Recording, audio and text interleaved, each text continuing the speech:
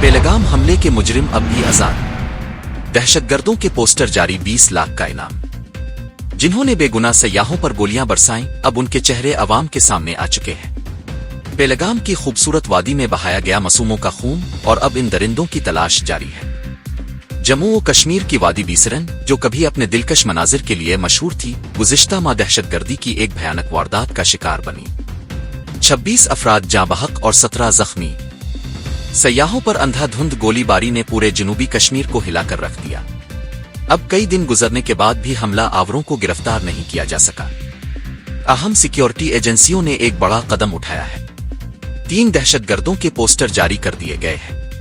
ये पोस्टर शोपियां के मुख्तलिफ इलाकों में चस्पा किए गए हैं। और सबसे अहम बात, हुक्काम ने उनकी इत्तला देने वाले को 20 लाख रुपए इनाम देने का ऐलान किया है। मुखबिर की शनाख्त मुकम्मल राजदारी में रखी जाएगी। जराये के मुताबिक 2 मकामी दहशतगर्दों की शनाख्त भी हो चुकी है। आदिल अहमद ठाकुर, लश्कर तैयबा, जिला अनंतनाग का रिहायशी। इशफ शेख, इश मोहम्मद, तराल के मुंगेमा मीर मोहल्ला से ताल्लुक। हमले के दौरान दहशतगर्द 15 से 20 मिनट तक AK-47 से फायरिंग करते रहे। चश्मदीद गवाहों के मुताबिक 2 हमला आवर पश्तो जुबान में बात कर रहे थे, जिससे उनके पाकिस्तानी होने का शुबा मजीद गहरा हो गया है। रिपोर्ट्स ये भी कहती हैं कि हमला आवरों में से एक आधों ने बॉडी कैमरा पहना हुआ था और पूरे हमले की रिकॉर्डिंग की गई, जिसका मकसद शायद प्रोपेगेंडा फैलाना हो।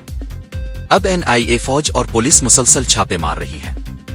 जनूबी कश्मीर हाई अलर्ट पर है और सर्च ऑपरेशंस जारी है। सवाल यह है, क्या ये कातिल गिरफ्तार होंगे? और क्या हम अपने वादियों को उन हमला आवरों से बचा सकेंगे?